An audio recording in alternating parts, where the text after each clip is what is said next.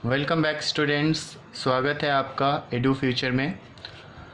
आप लोगों ने अभी तक जो सपोर्ट किया है उसके लिए बहुत बहुत बहुत थैंक यू।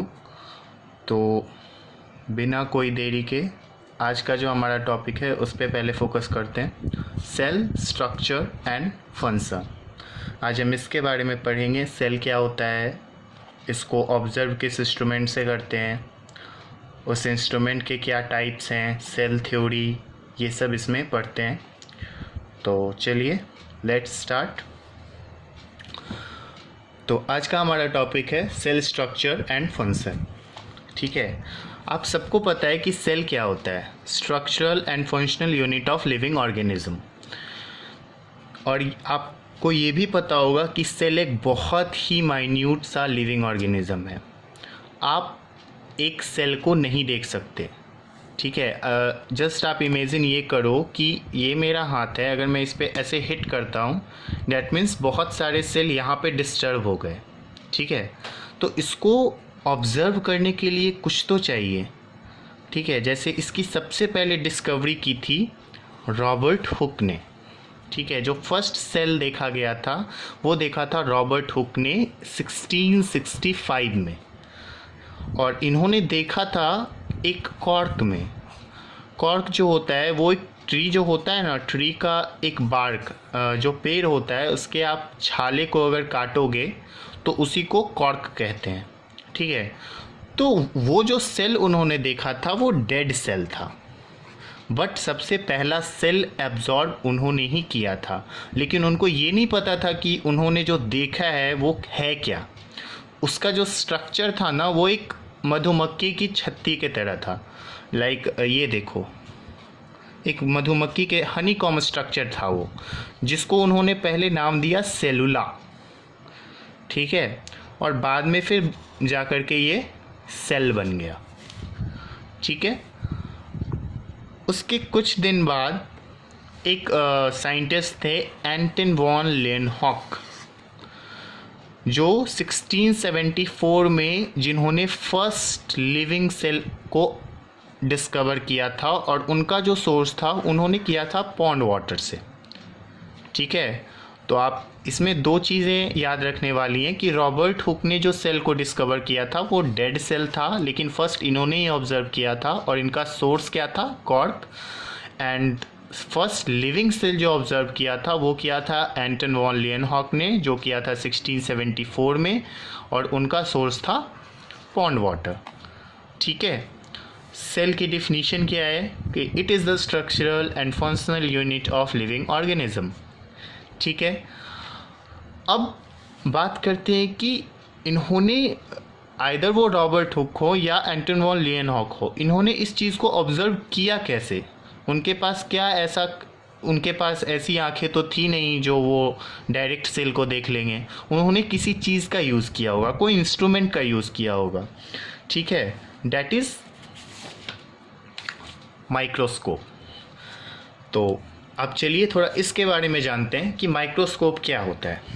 तो माइक्रोस्कोप का इन्वेंशन ही हुआ था इसलिए ताकि छोटे से छोटे पार्टिकल को हम लोग देख पाएँ, उसके बारे में डिटेल स्टडी कर पाएँ। ठीक है, तो इसका इन्वेंशन किया था जैकरिस जैनसन ने। और ये एक इंस्ट्रूमेंट है जो कि बहुत छोटे छोटे ऑब्जेक्ट को सी करने में, देखने में मदद करता है। वैसे छोटे छोटे पार्टिकल जो कि हम लोग खुली आंखों से नहीं देख सकते। ठीक है, अब बात करते हैं, इसी में एक और टर्म आता है माइक्रोस्कोपी। तो माइक्रोस्कोपी एक प्रोसेस है जो छोटी छोटी चीज़ें आप ऑब्जर्व करते हो ना या एनालाइज करते हो, उस प्रोसेस को बोलते हैं माइक्रोस्कोपी। देखो यहाँ पे लिखा हुआ भी है, to study investigating small objects. ठीक है, and the third term is microscopic. ये भी इसी से इंटरलिंक है। माइक्रोस्कोप वो छोटा ऑब्जेक्ट जिसको आप अभी तक एनालाइज कर रहे थे या इन्वेस्टिगेट कर रहे थे। ठीक है, आई होप आपको ये तीनों टर्म क्लियर हो गया होगा, माइक्रोस्कोप, माइक्रोस्कोपी और माइक्रोस्कोपिक। तो चलिए अब बात करते हैं माइक्रोस्कोप के टाइप्स के बारे में। वैसे माइक्रोस्कोप के बहुत टाइप हैं, लेकिन 4 बेसिक टाइप को जो डिफाइन किया गया है। First one light microscope, compound microscope, electron microscope, scan tunneling microscope या फिर इसका शॉर्ट फॉर्म STM भी बोलते हैं बहुत लोग। और भी बहुत सारे होते हैं, लाइक एक ट्रांसमिशन होता है, एक रिफ्लेक्शन होता है, एक कॉन्फ्लोकल माइक्रोस्कोप होता है। अगर हम टोटल माइक्रोस्कोप की बात करें तो टोटल अभी तक 11 माइक्रोस्कोप बन चुके हैं। ठीक है, अभी हमारे पास इतनी अच्छी टेक्नोलॉजी है कि हम लोग बहुत छोटे से छोटे, इवन हम लोग एटम तक देख सकते हैं। तो आप खुद सोच लो, ठीक है। और एटम को अभी तक का जो सबसे बेस्ट माइक्रोस्कोप है वो STM, स्कैनिंग टनलिंग माइक्रोस्कोप। ठीक है, इसमें एक और चीज़ देखो बताया गया है कि इलेक्ट्रॉन माइक्रोस्कोप के जो डिस्कवरर थे वो थे नॉल एंड रस्का। ओके, अब बात करते हैं माइक्रोस्कोप के पार्ट्स के बारे में। तो ये जो है माइक्रोस्कोप का मैंने फिगर जो है वो डिस्क्रिप्शन में दे दिया है, आप वहाँ पे जाके चेक करना।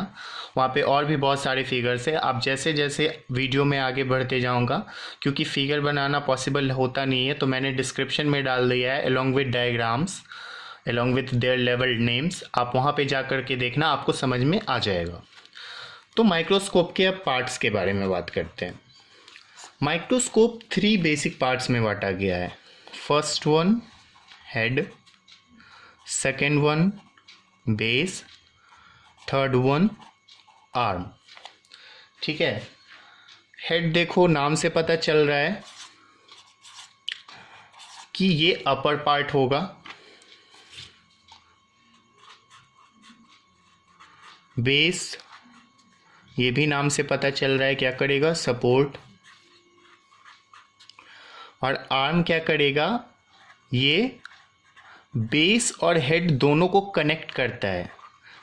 एक तो ये आर्म जो होता है वो बेस से कनेक्टेड होता है, और इसका एक और काम है कि ये हेड को सपोर्ट करता है। ठीक है,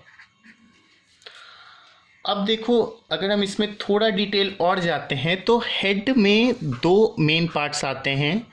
एक होता है आई पीस और एक होता है ऑब्जेक्टिव। आप अगर फिगर देखोगे खोल करके तो आपको देखिए ये सारे पार्ट्स मिलेंगे। ठीक है, बेस जो होता है ये मेनली सपोर्ट का ही काम करता है। आर्म जो होता है ये एडजस्टमेंट के लिए भी होता है। ठीक है, और इसी एडजस्टमेंट के बेसिस पे इसको 2 पार्ट्स में बांटा गया है। एक होता है फाइन और एक होता है कोर्स। ठीक है, तो माइक्रोस्कोप के बारे में आई थिंक इतना इनफ है आपके लिए। तो चलिए अब बात करते हैं हम लोग वापस से सेल पे। ठीक है, देखो अभी तक हमको ये पता चल गया कि सेल को डिस्कवर किसने किया था, सेल को देखते किससे हैं, फर्स्ट सेल किसने ऑब्जर्व किया था, फर्स्ट लिविंग सेल किसने ऑब्जर्व किया था। सेल का डिफिनीशन भी आपको पता है कि क्या है, structural and functional unit of living organism. अब देखो सेल के टाइप्स हैं। ठीक है, on the basis of number of cell इसको 2 पार्ट में डिवाइड किया गया है। First one unicellular, second multicellular. तो यूनिसेलुलर नाम से पता चल रहा है, यूनी मतलब सिंगल, सेलुलर मतलब सेल, सिंगल सेल्ड ऑर्गेनिज्म। यहाँ पे देखो लिखा हुआ है सिंगल सेल्ड ऑर्गेनिज्म यूनिसेलुलर होगा। इसमें देखो और भी बताया गया है कि ये प्रिमिटिव टाइप होता है। प्रिमिटिव इन द सेंस कि एंशिएंट, बहुत पुराने टाइप का। ठीक है, और देखो इसमें और फंक्शन है इसका कि इस सेल के जितने भी फंक्शन होते हैं, आइदर वो डाइजेशन हो, सर्कुलेशन हो, कुछ भी, या एक्सक्रीशन हो, वो सारे इसके इनसाइड द सेल ही होते हैं, चाहे वो कोई भी फंक्शन हो। ठीक है, और ये जो सेल होता है क्योंकि ऑलरेडी एक सिंगल सेल है, इसके पास तो ऐसा नहीं है कि कोई आउटर कवरिंग होगा या फिर कुछ और होगा, तो ये डायरेक्टली इन्वायरमेंट से एक्सपोज रहता है, डायरेक्टली इन्वायरमेंट पे होता है। ठीक है, इसको आप ऐसे समझो कि लाइक आप अगर धूप में निकलते हो तो अगर आपको धूप लगती है तो धूप आपकी सबसे पहले स्किन पे आती है फिर अंदर आती है, लेकिन इसके पास तो ऐसा कुछ है नहीं ना, ये तो डायरेक्टली है, सिंगल सेल ही है, तो ये डायरेक्ट एक्सपोज टू इन्वायरमेंट होता है।